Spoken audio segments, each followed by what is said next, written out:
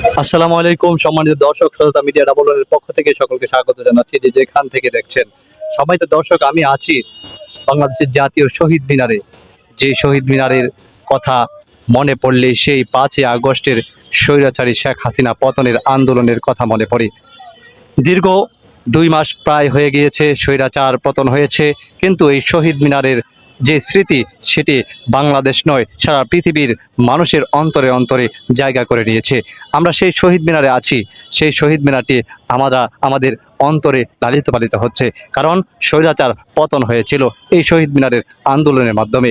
বৈষম্য বিরোধী ছাত্র আন্দোলনে যার নেতৃত্ব দিয়েছিলেন নাহিদ ইসলাম, সার্জিস আলম এবং যারা আরও সাথে ছিল, তারা এখান থেকেই গর্জে উঠেছিল। সম্মানিত দর্শকবৃন্দ, আমার সাথে একজন আছে, তার কাছে জিজ্ঞাসা করব যে আন্দোলনটা যে সময় হয়েছিল তাদের ভিতরে কেমন সেই আন্দোলনের জোয়ার বইছিল। আমরা সেই সম্পর্কে একজনের কাছে জিজ্ঞাসা করব। সেই আন্দোলনের সময় আপনাদের এখানেই ছিলেন, কেমন উত্তাপটা আপনারা দেখতে পেয়েছেন? এখানে আমরা অনেক উত্তাপ দেখতে পেয়েছি যে ছাত্ররা স্বতঃস্ফূর্তভাবে এবং গার্জিয়ান সহ অভিভাবকরা সবাই নেমে পড়েছিল এবং এইখান থেকে একটা ঘোষণা আসছিল। এই ঘোষণা 5 তারিখে ঘোষণা দিয়েছিল। 5 তারিখ ঘোষণার মাধ্যমেই সারা বাংলাদেশের মানুষ একত্রিত হয়ে রাজপথে নেমেছিল এবং রাজপথের মাধ্যমেই এই স্বৈরাচার হাসিনা এবং ক্ষমতা হটায় এবং দেশ থেকে পালাতে বাধ্য হয়েছে। অসংখ্য আমরা জেনেছি যে অসংখ্য মানুষ এখানে সারা বাংলাদেশের নিহত হয়েছে এই আন্দোলনের সময়। আজকে যারা নিহত হচ্ছেন, এখানে কিছুক্ষণ পরে একজন দুইজনের জানাজা হবে। আপনার কি অনুভূতিটা যে তারা শহীদ হলো? হ্যাঁ, তারা তাদের আত্মত্যাগের বিনিময়ে আজকে আমরা এই বাংলাদেশকে পেয়েছি এবং তাদেরকে আমরা শ্রদ্ধাভরে স্মরণ করি। আজকের এই শহীদ মিনার এখান থেকে ঘোষণা হয়েছিল এবং সারা রাজপথ সারা বাংলাদেশ কম্পন হয়েছিল এবং এই স্বৈরাচার হাসিনা 17টি বছর বাংলাদেশ জাতীয়বাদী দল বিএনপিকে নিপীড়িত, নির্যাতিত এবং অনেক মানুষের গুম খুনের মাধ্যমে এই বাংলাদেশটাকে একটা ভারতীয় দালাল হিসেবে পরিচিত করেছিল। আমরা দেখেছি সারা ঢাকা শহর আমরা প্রায় অনেকটাই ঘুরেছি, যে মানুষ মত প্রকাশ করতে পারছে, মানুষ কথা বলতে পারছে। বিগত 17 বছর সেভাবে কথা বলতে পারছিল না।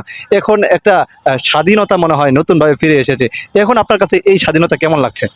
হ্যাঁ, খুবই ভালো লাগছে, কিন্তু স্বাধীনতা অর্জন হচ্ছে, স্বাধীনতা রক্ষা করা বড় কঠিন। কিন্তু এই অন্তর্বর্তী সরকারটা খুবই ভালোভাবে দেশটা চালাচ্ছে এবং একটা সুন্দরভাবে একটা গণতান্ত্রিক রাষ্ট্র, যত একটা নির্বাচনের মাধ্যমে একটা গণতান্ত্রিক সরকার আসলে তখন এই দেশটা আরো সুন্দরভাবে চলবে। এবং বর্তমান যে তারা এত আত্মত্যাগের বিনিময়ে এই দেশটা স্বাধীন হয়েছে, যারা বৈষম্য বিরোধী ছাত্র আন্দোলনের মাধ্যমে, তাদেরকে আমরা ধন্যবাদ জানাই। এই খুনি হাসিনা, স্বৈরাচার হাসিনার হাত থেকে আমাদেরকে মুক্ত করেছে। বৈষম্য বিরোধী ছাত্র আন্দোলনে যারা নিহত হয়েছেন তাদেরকে আমরা শ্রদ্ধা করে আজীবন স্মরণ করব। অসংখ্য ধন্যবাদ। আমরা বিশেষ করে যে আজকে যে আমরা শহীদ মিনারে দাঁড়িয়েছি, সেই শহীদ মিনারের স্মৃতিটা কেমন আপনার কাছে কেমন লাগছে? সেই এই যে আমরা যে দাঁড়িয়ে আছি এখানে, হ্যাঁ, অনেক ভালো লাগছে। একদম খোলামেলা ভাবে আমরা চলাফেরা করতে পারতেছি। অনেক এই শহীদ মিনার নিয়ে কি বলবেন?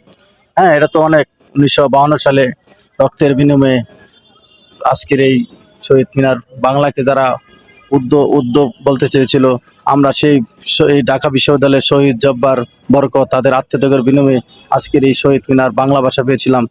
আজকের এই 1952 সালে 21 ফেব্রুয়ারি এই শহীদ মিনার প্রতিষ্ঠিত হয়েছিল। সেই আত্মত্যাগ আমরা কোনোদিনই বলবো না। এই পৃথিবীর মতো একমাত্র জাতি আমরা, যে আমরা রক্তের বিনিময়ে আমরা একটি ভাষার জন্য আমরা রক্ত দিয়েছি, জীবন দিয়েছি।